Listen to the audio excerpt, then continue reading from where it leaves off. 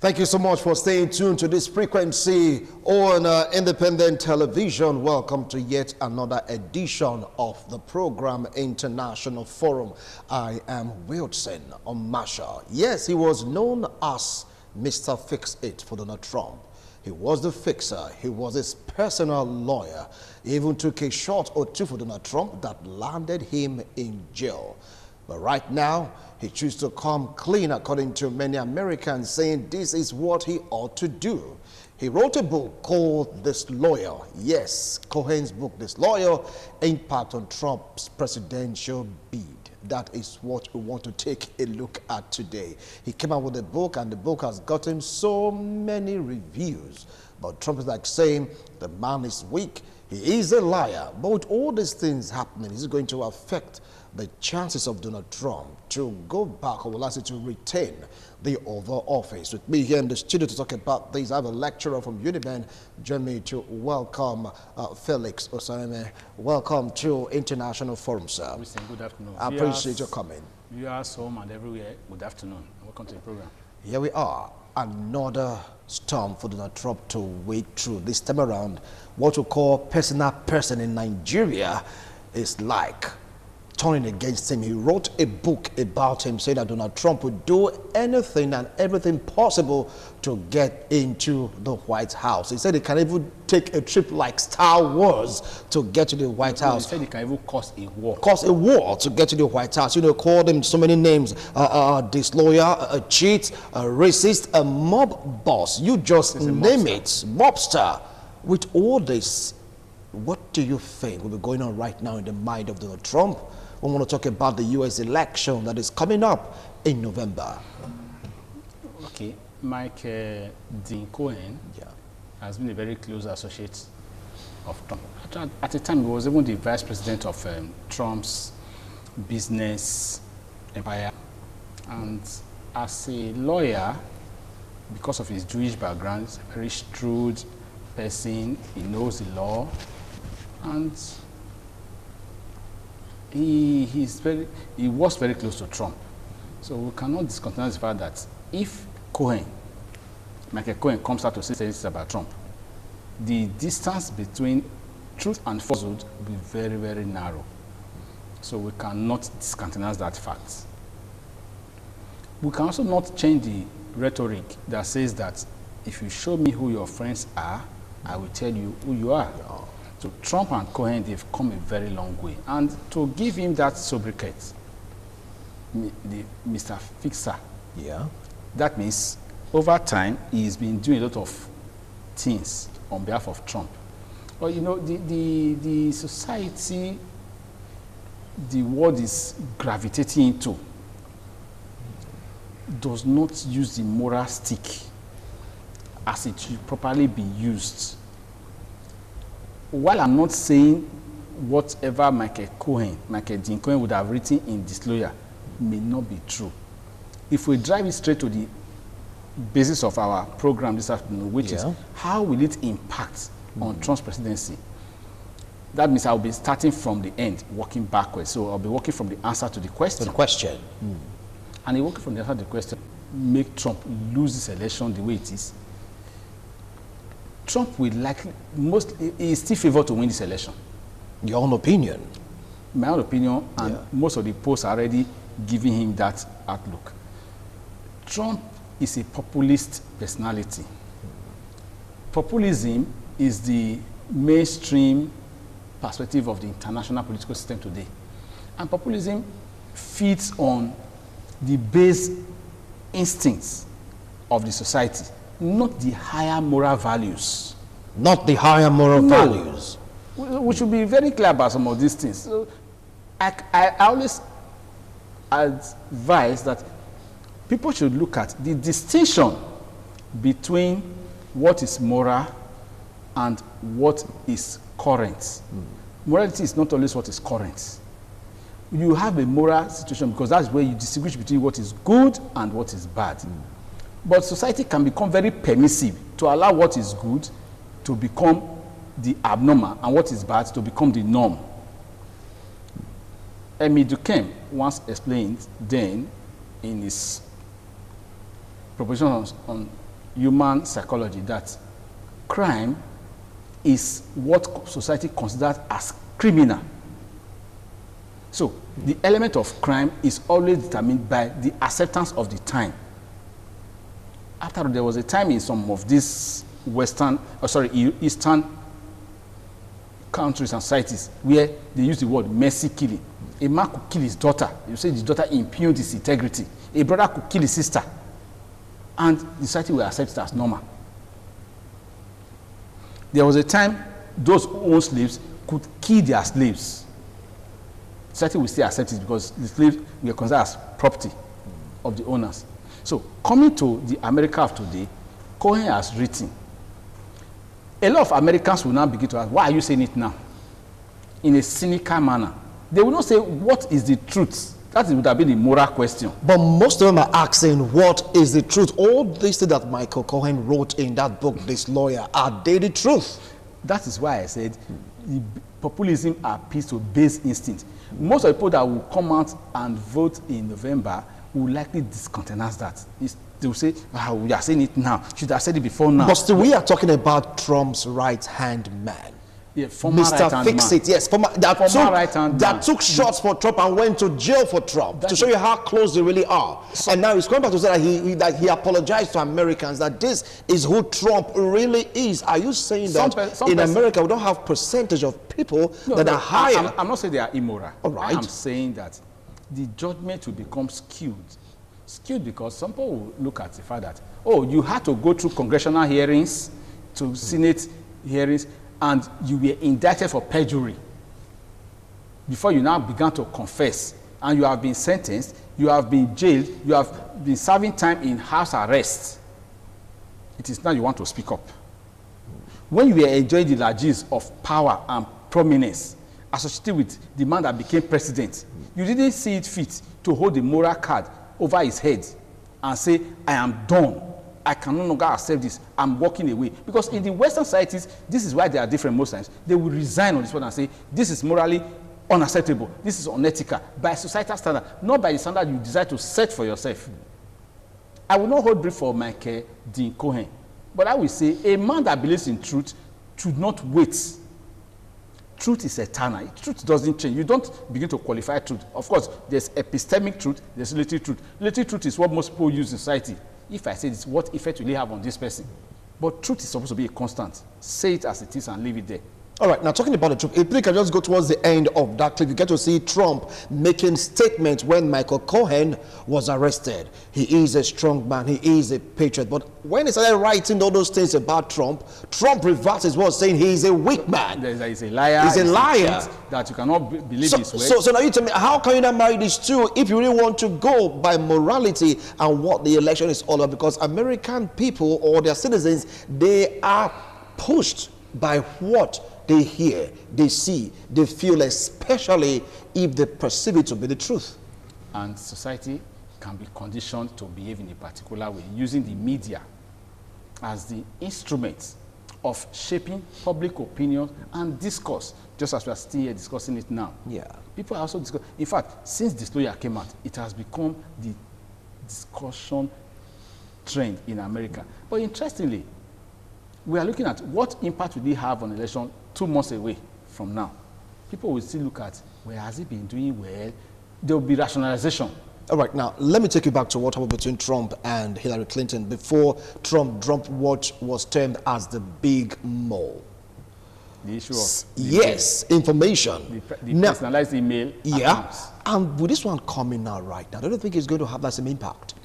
Interestingly, the element of power, the incubacy factor, the fact that the economy is still a bit okay, the basic things that you will look at. That's why I said the higher moral standard should have been the basis.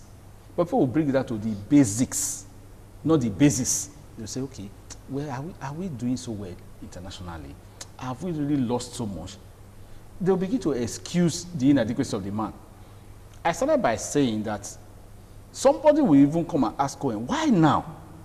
And once that clause, that question comes in, why now? Doubt has entered. And once there is doubt, belief becomes suspect. So it would have been better not that Cohen has been arraigned before the Senate committee hearings, the congressional hearing, and he now had to go to prison before he was moved out due to COVID to go for house arrest. Before he's now singing. He's singing like a canary, and that's the American word. So you are singing like a canary because you have been caught. If you are a moral person, when you know what is bad, people benefit from the closeness to power. They benefit from being in the corridors of power. As we say in the Nigerian language, when it favors you, corruption is called connection. Once it does not favor you, you describe corruption as negative. But if you are benefiting, you don't complain. When Cohen was building that personality, building the recognition, why did he not complain? We are not saying that Trump may not have done this. This is the society will now begin, they become ambivalent. They'll be looking at two sides. Yeah. Is this man really singing the song because he wants to make a point, or he wants to bring down? Because the underdog factor will come in. And most times the underdog gets the sympathy of those people who don't want to rise to the higher moral standard. But in this case, who is the underdog, Trump or Trump Cohen? becomes the underdog. Because Cohen has released, Cohen could have written that book in prison. Adolf Hitler wrote a book in prison, Yeah. My Struggle, Mein Kampf. He wrote it while he was in prison. He dictated it to Rudolf Hess, his servant, who became his right-hand man when he became the Chancellor of Germany. Cohen had enough time. As soon as that congressional hearings stopped and he was sentenced for perjury and all this, he would have said, okay, I'm done. I'm stating my case clear and simple. But you're still taking 2 years from 2018 till now. So somebody will now say, are you being motivated to destroy this man? Once those questions come out, that is the point I'm talking of as rationalization. All right, now you just brought up the question about rationalization. If he's been motivated to discredit Trump, do you see him being pushed by someone or some force? No. Or he's been pushed by the truth and the guilt of not saying the truth on time? Good. Make hay while the sun shines. You want to look for a black goat, do not wait till it is night. Because black goats are better seen during the day. If you are looking for a needle in the haystack, that will almost become impossible. What do? Look for magnet. Just fish out the needle. Cohen had enough time. Cohen kept denying, kept defending Trump until, as we say, he was pinned down. Then he admitted to his own so-called misdemeanors and crimes, and he was duly sentenced by a competent court. This is where it becomes very interesting. He has even been disbarred from the New York Supreme Court. Yeah. Cohen has been removed from work as a lawyer. He cannot practice the law. He may never get presidential pardon for that, which may have reversed the crimes. So, as of today, Cohen is a convicted felon. Trump will ask you, do you want to believe a felon compared to me, a city president? This is why I said populism is very interesting. Populism will appeal to those things. He's trying to harm me. I may not have read, okay, I'm human. I may have done some things wrong, but he's not saying the truth. He's the one that has been to prison. And people will begin to explain, are you really sure? Did this man really do all these things? Once people begin to make excuses for you, game is over. Trump will likely lose some votes, but he will not lose majority of the votes. I don't sing for Trump here. Pragmatism is what we should be looking at. Pragmatism is that most human beings don't want to own up to that higher moral calling, because deep down within them, they'll say, who else is not, who is free, who does not do one or two wrong things. You are beginning to justify. From rationalization, you begin to give justification. That's why crime thrives. That even the most hardened criminal in any society, he has a supporter. The law will tell you, give the person fair hearing, audi autorem partem, let the other party speak. Law gives you that room, fine. But people will now begin to justify the crime. Is he the only one that have done it? Is he the first person to start this thing? What has he done that has not happened before? Even in developed societies. But the higher moral standard that developed societies used to have is you walk away, you say, no, I am not accepting this. I will not participate in this. Cohen participated, benefited, and was caught in the act. Are you not saying that the standard of America, when we talk about morality, it has dropped because of Human beings Trump? now, human beings, not Trump No, dropping specifically it. right now, talking about the American society, has it dropped? Not Trump dropping it. It is the permissiveness of the contemporary time. Because Trump cannot exist outside his time. That is why, as we use African parables to always explain situation. When dance changes, when your music changes, you change your dance. Yes, As the rhythm is changing, you have to change. All Or right, else you now. become an anachronism inside the situation. So Trump is not the one setting the standard. Trump is a beneficiary of the declining morality in America. He is not the cause. He is a beneficiary. Because if the standard was really high, Trump would have even won the election in the first place. We should be factual about some of these things. After all, Trump did not run into White House and swing the gate open and say, I'm president. People sat down, put their thumb to ballot boxes for him. People, in fact, he went through process of nomination before his party picked him.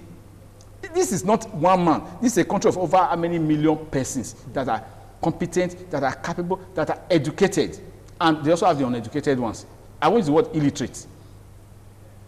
Because many of them can read and write, or they can push a button if they look at the screen of any computerized system for voting. But we are looking at people who can make what we call informed choices. And they choose to play to the gallery. And the painful part is that most of those who have that higher capacity to actually moralize, they will say, no, politics is dirty, I don't want to be involved. When we choose not to participate, the outcome is what we are always experiencing now.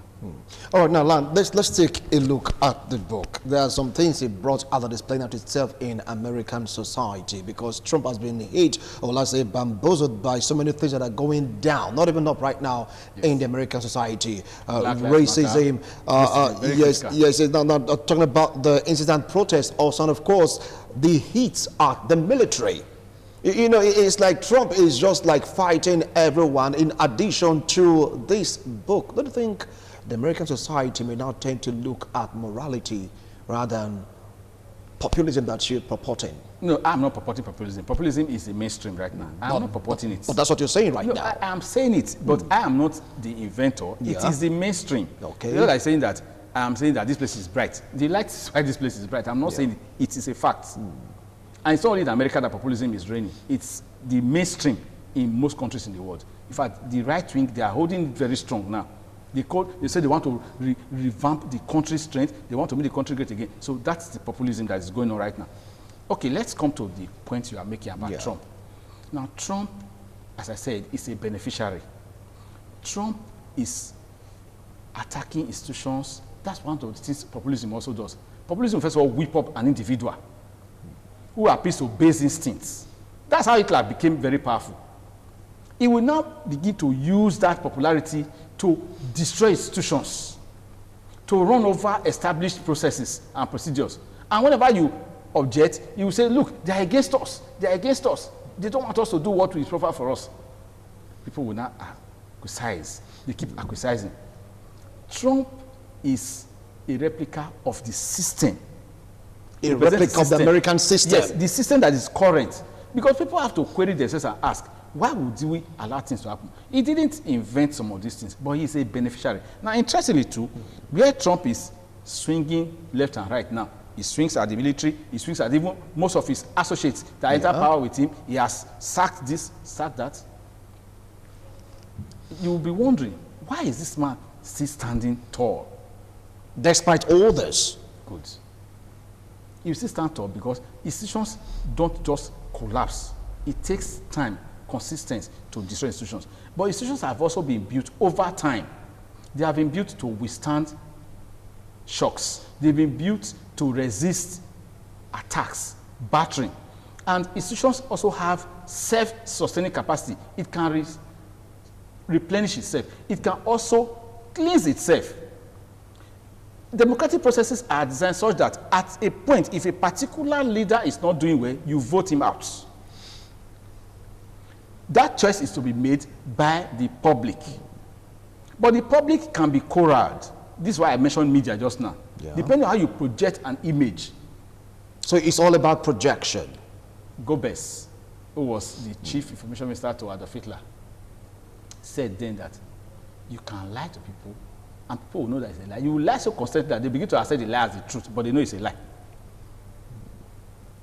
I also mentioned something else on that. Most people don't want to take that responsibility because deep down within you, as a human being, conscientiously, we criticize ourselves, we judge ourselves. So sometimes we want to hide away from that reality that there's a Cohen in almost everybody. There's also a Trump in everybody. Wow. So we want to excuse it away. When the Bible tells you to purge yourself of your feelings, look up to God. Shed yourself of those things that will drag you down. If your eye will cause your sin, cut it out, cast it away. It is better to go to the kingdom of heaven with one eye than to go to hell with your two eyes. People want to go to hell, say, let me keep this too. Maybe that's that's rationalization and justification. But morality is something that is more difficult to attain. Being hedonistic is very easy. Just give yourself to a life of desires. I want this, I want that, I must get this. That is easier for people. So human beings, by their natural inclination, gravitate towards pleasure. Things that don't task them. They run away from pain. Things that will make them sit up. Discipline. Children are compared to this discipline. They don't want discipline. That's why some parents insist, no, you must. At a point later, the child will say, oh, thank you for doing this. Some will say no, they will keep rebelling. But interestingly, we are discussing Trump, discussing Cohen. I must also bring to the fact that the populism we are talking of is also part of human nature to understand that when things have not gone wrong, you cannot write certain things. All right, now. Let me quickly explain this okay, point. all right, fine. Briefly, because it's a very important point. You see, deviance is what makes law change. It's not conformity. If Trump has done so much now, some persons in America will be sitting and be calculating, how do we prevent somebody like Trump from becoming president again? They will be making new rules. If he has, if the threat element becomes so real, you will now find members of society say, oh, this man entered this place, he has been behaving like a bull in a China shop. What do we do to prevent such people? You may now have to do certain procedures, bring in certain expectations. So society doesn't change because everybody complies to rules. The element of deviance is why laws have to be renewed and reviewed, and society has to keep asking itself, where do we go from here? All right, I'm getting strong signal to call it a wrap right now on this segment. We've spoken at length. Now, would you deduce, or can one deduce, that Donald Trump is dismantling the American institution? Some of his activities, yes, are not in consistency with American principles. But that is the beauty of democracy. In democratic governance, you have freedom of expression, freedom of association, freedom of the press, then freedom of thought, which is the most critical. And effort to be made by certain elements to always shape it to suit certain interests. But that is the essence of public dialogue, public discourse. And all we are even doing that is part of the discussion. Yeah. People are outside this country that will be listening and watching you on your satellite platforms right now. They will pick one or two things from here. But the critical thing here is that nothing remains forever. Trump is making his own inroads. All right.